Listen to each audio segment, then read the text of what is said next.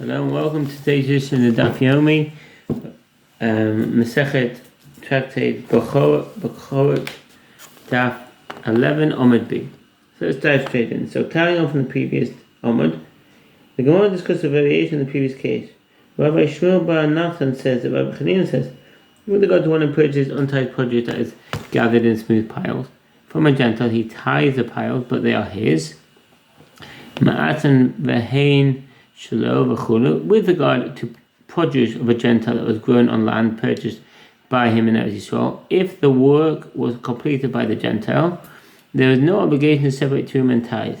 If a Jew purchased the produce after it was detached from the ground, but before the processing was completed, and Jew completed the processing, he is obligated by Torah to separate all the tithe.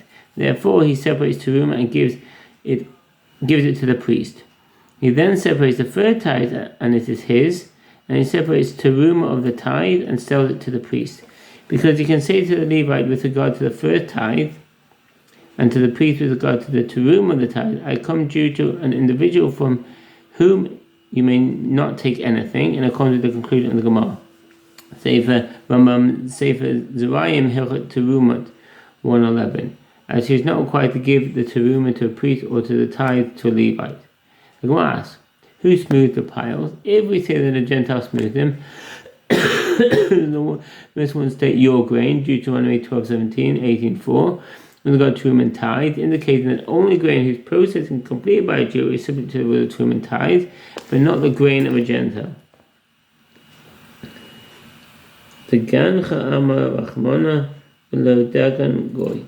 According to his interpretation, the term your grain, the ganecha, is understood as you transforming it into grain, meaning that there's no obligation to separate tithe until the time when the produce becomes grain, i.e. when its processing is complete. Since the obligation to separate tithe applies only once the produce is processed, i.e. once it is transformed into grain, the obligation applies only in a case where the Jew processes it, but not when the Gentile does so. Clearly, a Jew smoothed them while they were in the possession of the Gentile. So what does that mean? Ella de machin hu Yisrael maus shus goy. The straightforward meaning of the Gemara is that since the smoothing of the pile, which is considered the final stage of the processing of the grain, was performed by a Jew, the obligation to separate teruma and tithe takes effect even if the grain belonged to a Gentile at that time. According to the opinion that the Gentile has no acquisition of land in Eretz Yisrael, which would abrogate the obligation to tithe the produce. This is the understanding of some of the commentaries, including the Ramban, see Kiddushin 41b. Many commentaries hold that the obligation is not dependent upon the action of smoothing the pile, but upon whose possession the produce was in when the smoothing was performed. Therefore, if the Jew works for the Gentile, the produce is still considered produce of a Gentile and it is exempt.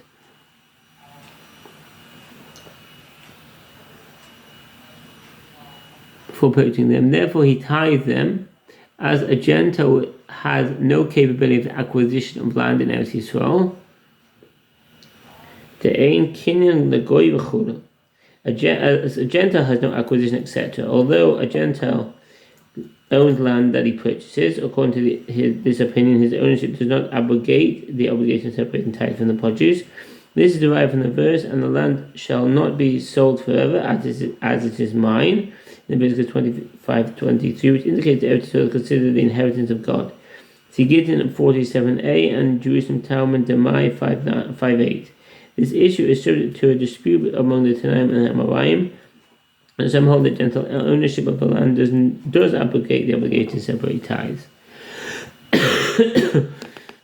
Excuse me. Where was I? And as a result, that would cause the obligation of the sanctity of the land, thereby removing it from the obligation to tithe its produce. But the tithes are still the Jews, as he says to the priest, I have come to own this produce on the basis of the rights of a man with whom he cannot engage in litigation, i.e. a Gentile, from whom I bought the produce.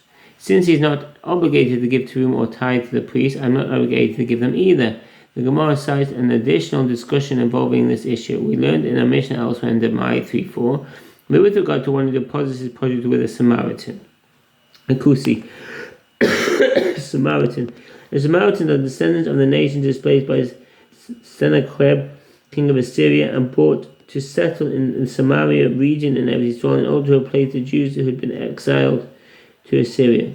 Although they were initially idol worshippers, they eventually accepted upon themselves several mitzvot.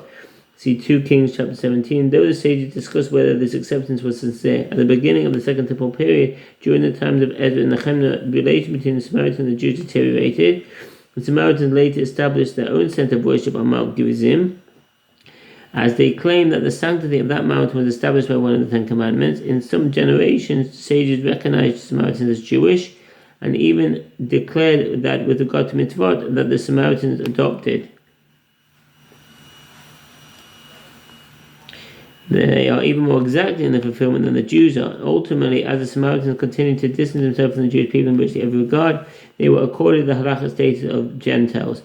A small community of Samaritans survives in Israel to this day, and many reside on Mount Gerizim outside of Shechem. Or with one who is unreliable with regard to tithes and Am Ha'oretz. What does that mean? Hamavkid Pe'erosov Ezer Hakusi Be'ezer Am Ha'oretz. If one deposits produce with an Am Ha'oretz, it retains the previous status, as the Am Ha'oretz is not suspected of exchanging the deposit in accordance with the ruling of the Mishnah. And that's in the Rambam Sefer Zerayim Hilchot Maaseh 11:13. When they returned it to him, the produce retains the presumptive status with regard to the halacha of tithe and produce of this particular year, both of which must be removed from one's property. The Samaritan Am Ha'oretz is not suspected of having exchanged the deposited produce with untithed produce or produce of this particular year. But in the case of one who deposits his produce with a Gentile,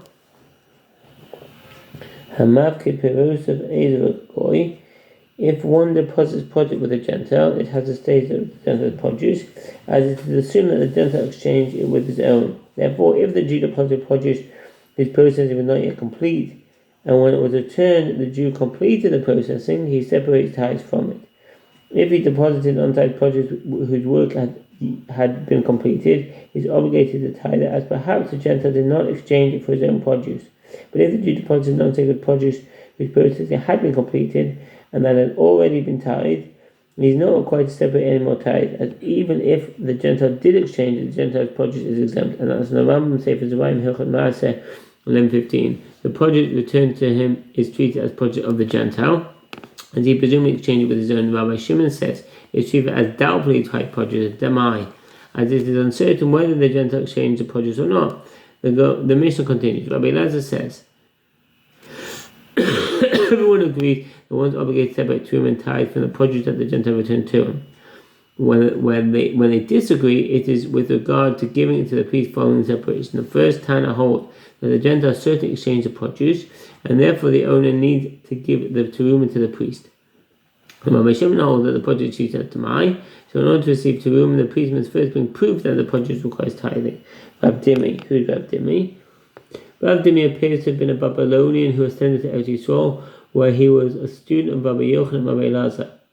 He then returned to Babylonia and brought the statements of his teachers with him. Consequently, he was considered one of the Rabbanan Naharti, the sages who descended from Eretz Yisrael to Babylonia in order to bring halachic traditions of Eretz Yisrael to the sages there.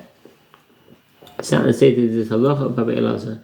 Abai said to him, the reason that Rabbi Shimon disagrees is that we are uncertain whether the Gentile exchanged it or whether he did not exchange it. But if he definitely exchanged it, everyone agrees that he is required to give the teruma and tithe to a priest. Why? But doesn't Rabbi Shmuel say that Rabbi Chanina says, in the case of one who purchases untithed produce from a Gentile that is gathered in smooth piles, i.e. it was completely processed, he tithes and separates teruma from the piles of produce, but they are his, and he is not required to give a teruma to a priest. Abdimi said to him, perhaps here in the Mishnah, that indicate that he must give the teruma to a priest is referring to teruma gedola, i.e. the teruma that is separated from the produce before tithe, whereas there Rabbi Chanina's statement that he separates tithe from them, but they are his, is referring to the teruma that is separated from the tithe. Abai said to him, you reminded me of a statement that Rabbi Yeshua ben Levi said. From where is it derived that one who purchases from a Gentile untithed produce that is gathered in smooth piles is exempt from separating teruma of the tithe? It is derived from a verse, as is stated, and you shall speak to the Levites and say to them, when you take the tithe from the children of Israel, and you set apart, then you shall set apart of it a gift for the Lord, even a tithe of a tithe. Numbers 18:26. It can be inferred from here that concerning untithed produce that you purchase from the children of Israel, you separate teruma of the tithe from it and give it to the teruma of the tithe to a priest. But concerning untithed produce that you purchase from a Gentile, you do not separate teruma of the tithe from it and give it to a priest. The mission teaches with regard to the lamb that's used to redeem the firstborn donkey, and if it dies, one may derive benefit from it. The Gemara asks, where did it die? If we say that it died in the house of the priest, and the mission means that the priest may derive benefit from it, isn't it obvious? The lamb is his property. Rather, perhaps the mission means that it died in the house of the owner. What does that mean? Demis breva alim.